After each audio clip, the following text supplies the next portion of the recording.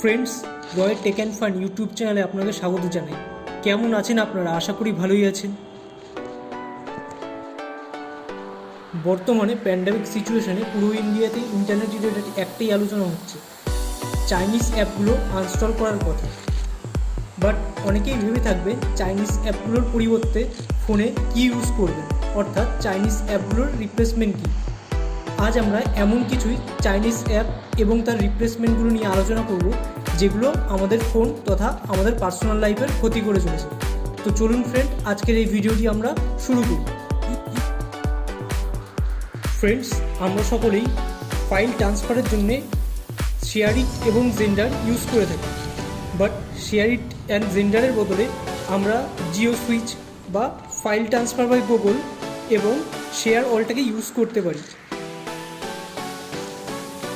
ক্যামস্ক্যানার নামে একটি অ্যাপ আছে যেটি কী করে, আমরা কোনো ফটো তুললে পারে সেই ফটোটিকে পিডিএফ ফাইলে অথবা ডকুমেন্ট ফাইলে পরিবর্তন করে দেয়।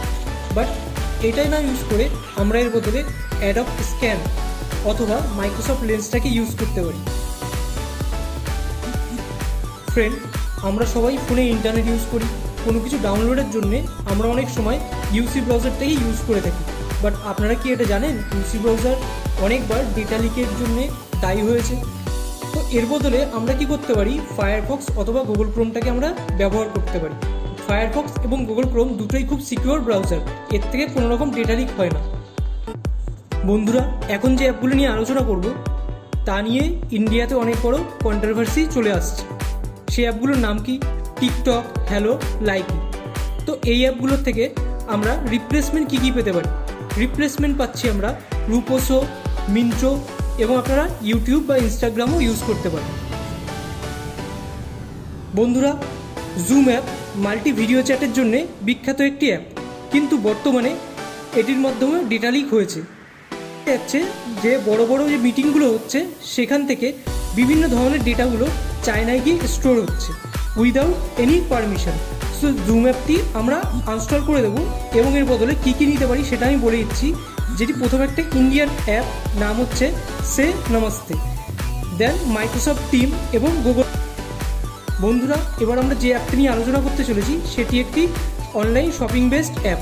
অ্যাপটি খুব পপুলার না হলেও আপনারা অনেকেই এর নামটি শুনে থাকবেন। অ্যাপটির নাম হলো ক্লাব ফ্যাক্টরি। তো ক্লাব ফ্যাক্টরিতে কী অসুবিধা হচ্ছে? ক্লাব ফ্যাক্টরিতে প্রোডাক্টগুলি খুব একটি ভালো নয় এবং এছাড়া এটি হচ্ছে একটি চাইনিজ অ্যাপ। তো এই অ্যাপটির বদলে আমরা আমাদের দেশে তৈরি যে অ্যাপটা রয়েছে সেটা হচ্ছে ফ্লিপকার্ট, এটাকে ইউজ করতে পারি। এবং আরেকটি সিকিউর অ্যাপ হচ্ছে অ্যামাজন। তো এই দুটোকে আমরা ইউজ করতে পারি। বন্ধুরা, beautyPlus একটি পপুলার অ্যাপ মেয়েদের মধ্যে। মেয়েরা অথবা কিছু ছেলেরাও এই অ্যাপটিকে ইউজ করে থাকে নিজেদের ফটোগুলো এডিট করার জন্য, অর্থাৎ লাইটটাকে বাড়ানোর জন্যে এবং স্কিন টোনটাকে ঠিক করার জন্য। বাট দেখা যাচ্ছে যে beautyPlusটা ইউজ করার জন্যে সবসময় অল্প হলেও নেট প্রয়োজন হয়, অর্থাৎ কিছু সেটিংস থাকে যেগুলো আপনি নেট ছাড়া ইউজ করতে পারবেন এবং কিছু সেটিং থাকে যার জন্য আপনাকে নেটটি অন করতে হবে। এবার দেখা যাচ্ছে beautyPlusে আপনি যে ছবিটা এডিট করছেন সেই ছবিটাই চায়নার অন্য কোনো একটি অ্যাপের মধ্যে চলে গেছে। ফলে কি হচ্ছে, এর ফলে বোঝা যাচ্ছে যে এই অ্যাপটিও আপনার ডেটা লিক করে। এর বদলে আমরা কী ইউজ করতে পারি? এর বদলে আমরা ইউজ করতে পারি দুটো সিকিউর অ্যাপ আছে, যেটি হচ্ছে একটি লাইটেক্স ফটো এডিটর এবং B612। প্রিয় বন্ধুরা, আমি রিকোয়েস্ট করব আপনাদের ফোন থেকে এই চাইনিজ অ্যাপগুলোকে ডিলিট করে দিন। দেখুন, চাইনিজ সব জিনিসকে ইন্ডিয়া থেকে সরানো সম্ভব নয়, কিন্তু আমরা সাধারণ মানুষ যতটা পারবো নিজেদেরকে চাইনিজ অ্যাপ থেকে প্রোটেক্ট করব। তো বন্ধুরা, আজকে আমাদের ভিডিও এতটুকুই। ভিডিওটি আমি শেষ করতে চলেছি। ধন্যবাদ বন্ধুরা আজকের এই ভিডিওটি দেখার জন্য।